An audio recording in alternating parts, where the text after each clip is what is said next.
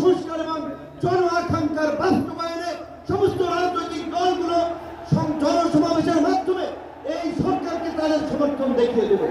বাংলাদেশের 24-এর গণ-অভ্যুত্থান পরবর্তী রাষ্ট্র সংস্কারের যে জন আকাঙ্ক্ষা তৈরি হয়েছে, শাসনতান্ত্রিক ব্যবস্থার পরিবর্তনের যে রাজনৈতিক এবং জন আকাঙ্ক্ষা তৈরি হয়েছে, সেই আনুপাতিক হারে নির্বাচনের দাবিতে আজকে বোধ হয় কয়েকটি দল ব্যতীত সব দলই কিন্তু এই মঞ্চে ইতিমধ্যে হাজির হয়ে এই সংখ্যানুপাতিক নির্বাচনের পক্ষে তাদের দলীয় সমর্থন ব্যক্ত করেছে।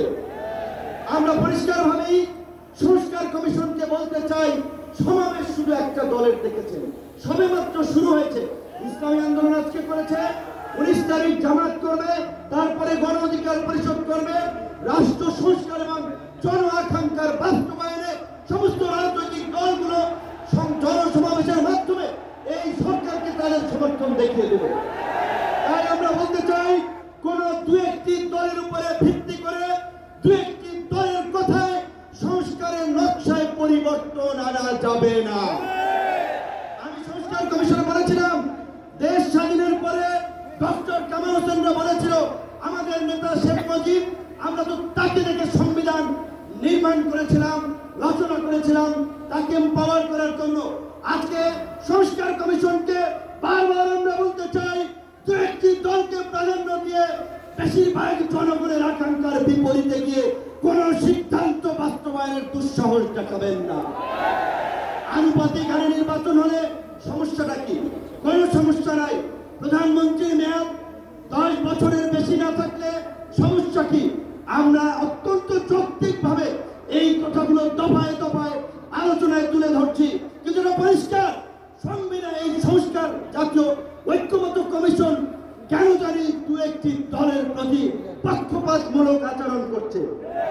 এই পিয়ার পদ্ধতি তাদের এজেন্ডায় বাদ দিয়ে তারা ঘুরাই দিল। পিয়ার থেকে উচ্চকক্ষ নিম্নকক্ষ চলে গেল। উচ্চকক্ষ নিম্নকক্ষ হবে নাকি সমগ্র নির্বাচন পিয়ারের ভিত্তিতে হবে, সেটি রাজনৈতিকভাবে আগে ঐক্যমত্যে পৌঁছাতে হবে। একই সাথে আমি আরো একটি কথা বলতে চাই, যারা পীর সাহেব সহ জামাতের নেতৃবৃন্দ তারাও বলছে, আমরাও বলছি, আজকে সারা বাংলাদেশে উপজেলা, পৌরসভা, সিটি কর্পোরেশনে স্থানীয় জনপ্রতিনিধি নাই। জনগণ চরম দুর্ভোগের শিকার হচ্ছে সেবা পেতে গিয়ে। সরকারের উন্নয়নমূলক কর্মকাণ্ড ব্যাহত হচ্ছে এবং 50 বছরের অভিজ্ঞতা, নির্বাচনের পরে রাজনৈতিক দলগুলো এমপিরা মিলে, মন্ত্রীরা মিলে কেন্দ্র দখল করে তাদের নেতাদেরকে পুলিশ প্রশাসনকে দিয়ে জেতায়। কাজেই এই সরকারের আমলে যেমনি ভাবে জাতীয় নির্বাচন হবে, একই সাথে অনতিবিলম্বে আমরা স্থানীয় নির্বাচন আয়োজনেরও দাবি জানাচ্ছি।